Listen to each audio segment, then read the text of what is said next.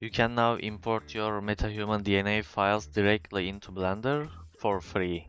I used this add-on for months now and it was paid, but now it has a free version, which is great. You just need to go to their website, click portal login and sign up with an account here. I will leave the link in the description. And after signing up, when you log in, you will see Character DNA free version in your products.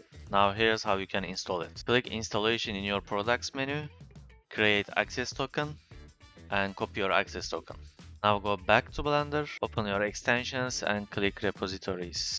I have this because I installed it before. Just click plus, add remote repository, paste the thing you copied in the secret section, then go back to the website, copy the repository URL and paste it in the URL section. You can check for updates. Now you should see the DNA add-on in your extension list.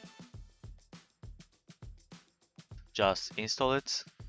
That's all. Now you can just drag and drop your DNA files, use the Metahuman faceboard, check various face poses, import face animation or body animation.